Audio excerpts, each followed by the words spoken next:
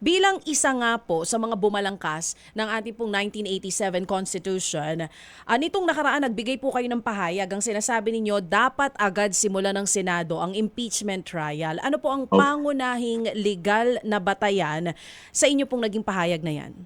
Yan po ay nakabatay sa ating saligang batas, sa ating Section 3, Paragraph 4. Yan po nakalagay, forthwith proceed sa wikang Ingles. Forthwith proceed the impeachment proceedings. Sa Tagalog version ng ating saligang batas, dapat isunod agad. Chinek ko po ang history ng forthwith proceed. Ito po ay first in our Constitution. Wala po sa 1935, wala po sa 1973 Constitutions. Ito po ay bago. And it appears from the records ng ating Saligang Batas Constitutional Commission noong July 28, 1986. Wala pong discussion po sa forthwith proceed. Ang nag-introduce po ay si Commissioner Florence Regalado, dating dekano ng San Beda College of Law. Ito po ay inaccept, tinanggap po ng plenary session kaagad yung forthwith proceed based on the recommendation of the Committee on Accountability of Public Officers. But kung walang paliwanag po, the plain text is very simple po, no? The word forthwith, ibig sabihin right away, immediately, at once, agad-agad po. So yan po ang batayan po ng aking sinabi, dapat agad isunod. Pangalawa po, kung bakit dapat isunod. Senado lang po ang has the sole power, the sacred responsibility, solemn duty to try and decide impeachment proceedings. I-relate po natin sa Section 1.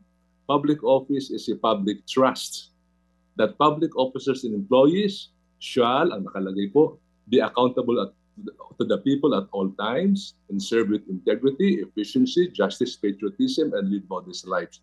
So kabuuan po, ibig sabihin po, may sense of immediacy, sense of urgency na itong paglilitis po ay muumpisa ng ating kagalang-galang na Senado po.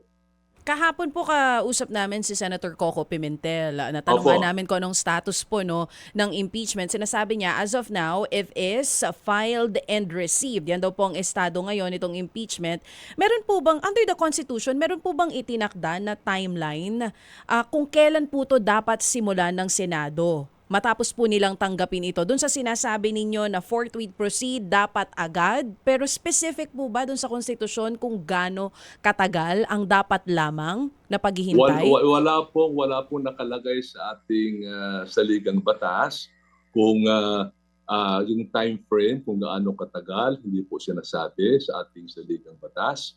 Pero po tandaan po natin kung bakit po mahalaga po na maumpisan po ito ng ating Senado. Pagpasok po ng May 11, may bagong kongreso na po, no? May bagong halal na mga senador, 12 po sila.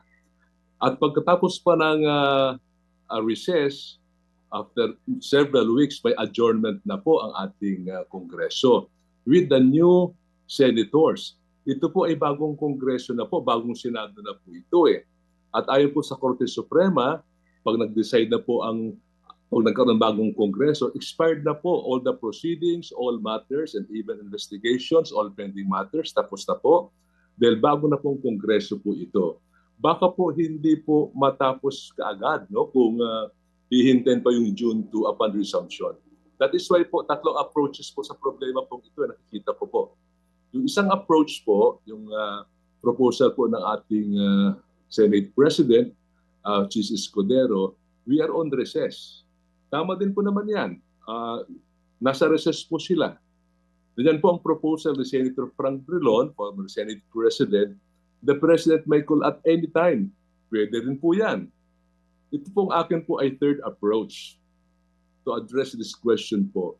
Yung forthwith proceed, nakalagay po sa Ligang Batas, in relation to Section 1, Public Office is a Public Trust, at yung another section po na the Senate po, has the sole power to try and impeach, to try and decide impeachment proceedings. So sa aganang akin po, mukhang maganda po yung third approach sa issue ito, whether or not the Senate should convene as an impeachment court.